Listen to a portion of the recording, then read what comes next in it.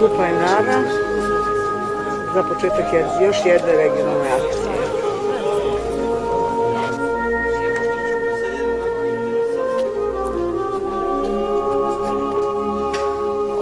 Eto, ovo je prva regionalna akcija na teritoriji opštine Soko Banja. Hvala vam što ste došli u tolikom broju. Sada ću ovako kratko da vam opišem stazu. Ova staza kojom idemo nije neka velika relativna visina, visina je znači negde oko 700 metara, znači sad smo negde na oko 302-3 metra, penjemo se na 1074 metra.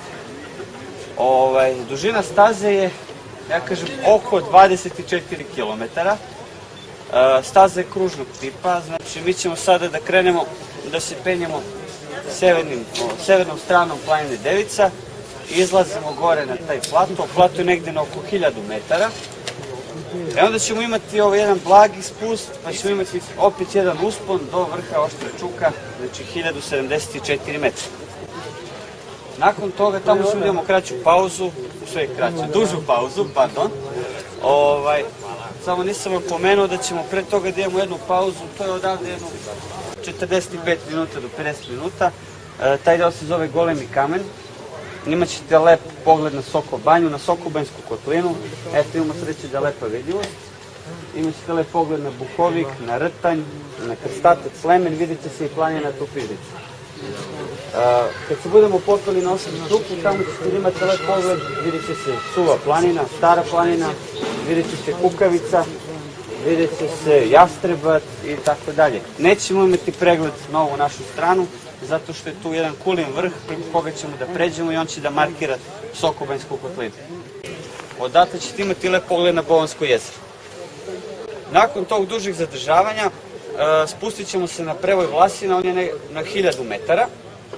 I onda ćemo prvu pauzu već da napravimo pri povratku kod izvora Šopur. Zatim sledi sledeći izvor Kalinovica i tu ćemo isto da napravimo malu pauzu. I onda idemo put vodopada Ripaljke.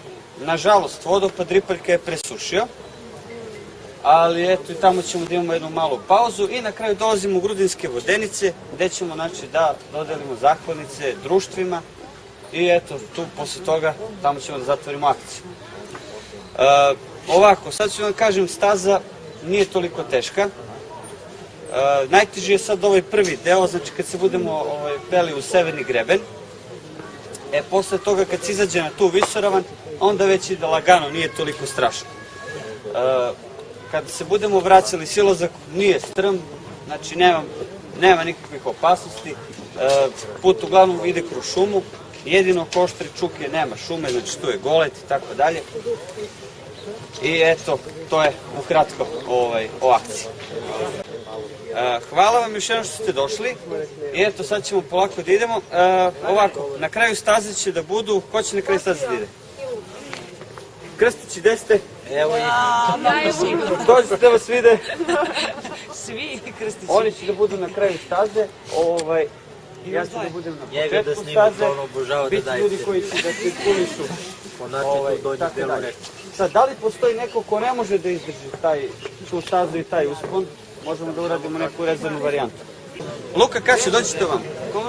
Evo ovako, ko bude bio za varijantu da ide na Sokograd, znači neka se javi njima, oni će da budu vaši vodiči. Nakon Sokograda proćete kod Soko Banju, obićete neka izletišta i... Ej!